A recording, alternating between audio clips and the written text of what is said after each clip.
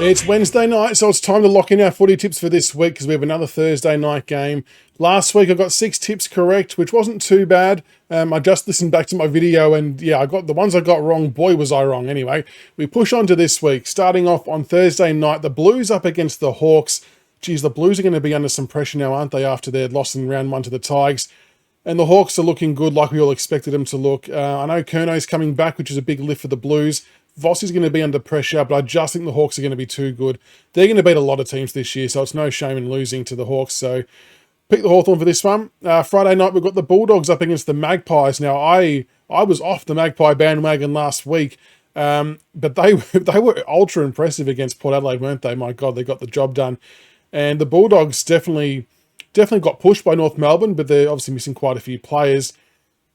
This is going to be a close game with the MCG. I actually think the Pies might get this one. I think their confidence is back after that game against Port, and they might be able to do a bit more damage with the plays the Bulldogs have got missing than what the Kangaroos could do. So with that said, we'll pick Collingwood for that game. Essendon up against the Crows at the MCG. Gee, that's going to be a really, really tight game. Both teams are going to be kind of competing, I think, for similar spots on the ladder, just sort of on the cusp of the 8. The Crows have probably got a little bit better form. Look, them on the road is probably the only thing that I'm worried about. I'm not too sure what their form's going to be like, but I'll go for the Crows in a tight game. I don't think it'll be a blowout. Port Adelaide up against the Tigers, 18th versus 7th, but it's not us who's 18th. We're actually the one who's 7th, believe it or not. This one concerns me a little bit because Port Adelaide on the rebound, they are not going to be happy after that 91-point loss against Collingwood.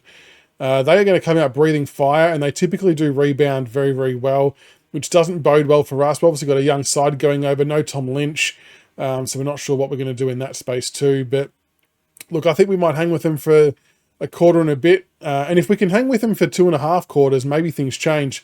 I just think Port have got way too much to prove after the crap they've copped all week, and I think they might get the job done. St Kilda up against the Cats. The Cats looked really, really good. Bailey Smith just did whatever he wanted with the football. A crazy amount of footy that he got in his first game back. Max Holmes did some nice things as well. Jeremy Cameron with a few goals. I think they're going to be a little bit too strong for St Kilda, even though it's at Marvel. The Lions up against the Eagles. Look, I think the Lions are going to do a number on West Coast, who were a bit lackluster against Gold Coast last week, weren't they? So I can't see them getting over the reigning premiers on the road especially. Looking for Lachie Neale to have a bit of a better game than last time. He had an absolute stinker. So we'll probably see him get about 25 touches in the first quarter, maybe. That seems to be what he does when he bounces back. But no, they should get the job done comfortably. North Melbourne against Melbourne.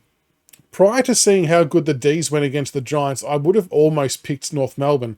But seeing how well they did against the GWS Giants, I think the D's might be a little bit better than I thought this year. Unless that was just an out-of-the-box game, I'm not too sure. But I think based on that exposed form, Melbourne are going to get the job done against the Kangaroos. And seeing them 0-2 for our death ride purposes, it would be quite enjoyable as well. And the final game for the round, Fremantle up against Sydney. The Dockers will be pretty disappointed that they didn't get the win against Geelong. I'm not sure if Bolton's back in for them just yet. I'm guessing he'll have to pass a fitness test of some kind. But being at home, I think this is where Fremantle have to really capitalise. They've got to win all of their home games and then jag a few away games to put themselves in a good spot in the top 8.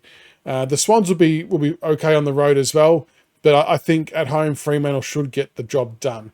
So they are the tips for round 2. Let us know who you're tipping in the comments below, and make sure you like and subscribe for more. Catch you for the next one.